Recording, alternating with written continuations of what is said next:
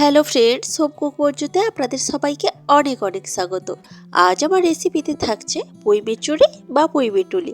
আজ আমি বানাবো পুঁই বিটুলির একটা ঘন্ট, যেটা হবে সম্পূর্ণ নিরামিষ পদ্ধতিতে।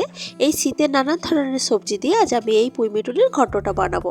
তো এই রেসিপিটি বানানোর জন্য প্রথমেই আমি কড়াইতে সরষের তেল দিচ্ছি। সরষের তেলটা একটু ভালো মতো গরম করে নেব।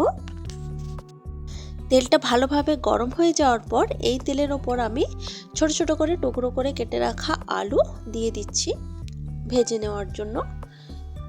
কিছুক্ষণ এইভাবেই নাড়াচাড়া করে আলুটাকে ভেজে নেব। তারপর আমি এর মধ্যে দিয়ে দেব আলুর মতোই কেটে রাখা গাঁটি কচু আর আলু একই সাথে কিন্তু আমি নেড়েচেড়ে ভেজে নিচ্ছি।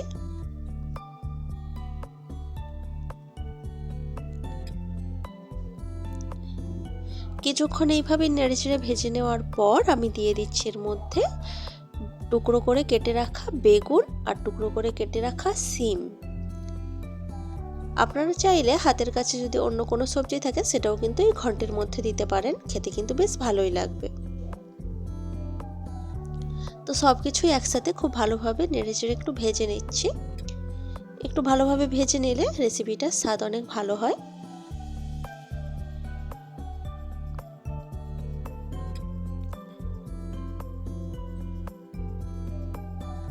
তো বেশ কিছুক্ষণ এইভাবে নেড়েচেড়ে নিলাম। এখন আমি এর মধ্যে দিয়ে দিচ্ছি টুকরো করে কেটে রাখা মূলো আর একদম ছোট ছোট করে টুকরো করে কেটে রাখা পুঁই মিচুরি। আবারও সবকিছু একসাথে খুব ভালোভাবে মিশিয়ে নিচ্ছি এবং একই সাথে ভেজেও নিচ্ছি।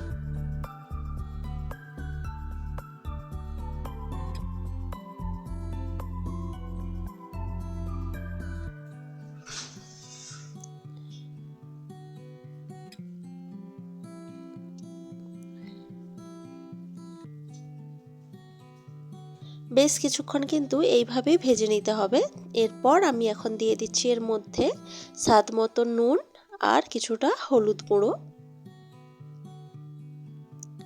তো নুন আর হলুদ গুঁড়োটা সবকিছুর সাথে খুব ভালোভাবে মিশিয়ে নিচ্ছি।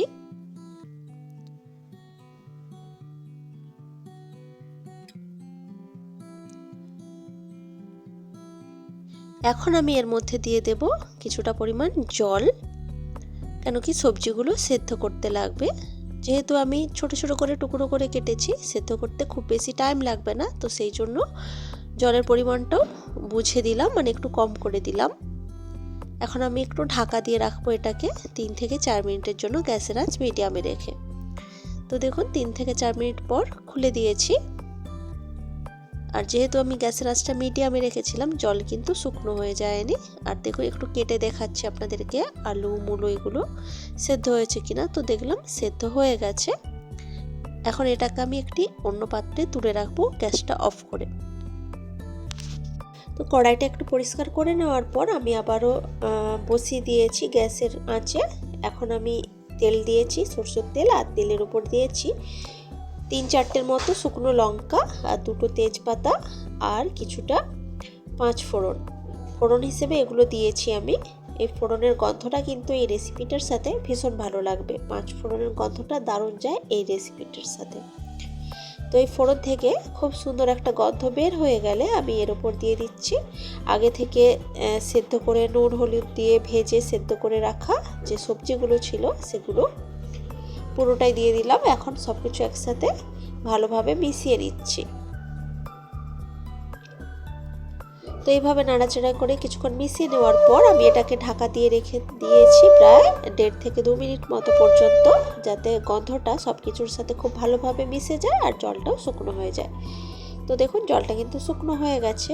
আর আমি খুন্তির সাহায্যে আলু কচু যেগুলো আছে একটু ঘেঁটে দিচ্ছি, এতে করে ঘন্ট যেহেতু আমি বানাচ্ছি পুঁই বিটুলির, তো ঘন্টর টেক্সচারটা যাতে খুব ভালো আসে সেই জন্য আমি এইভাবে একটু খুন্তির সাহায্যে ঘেঁটে দিচ্ছি রান্নাটাকে।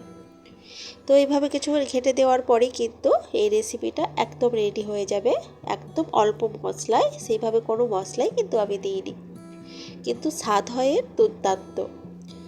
তো রেসিপিটি আপনাদের কেমন লেগেছে সেটা কিন্তু অবশ্যই আমাকে কমেন্ট করে জানাবেন। ভালো লাগলে লাইক কমেন্ট শেয়ার করবেন এবং প্লিজ আমার চ্যানেলটি সাবস্ক্রাইব করে আমার পাশে থাকবেন। তো আজকের ভিডিওটা এই পর্যন্তই থাক। দেখা হচ্ছে অন্য কোনো দিন অন্য কোনো ভিডিওতে অন্য কোনো রেসিপির সাথে। তো আজকের মতো টাটা বাই বাই।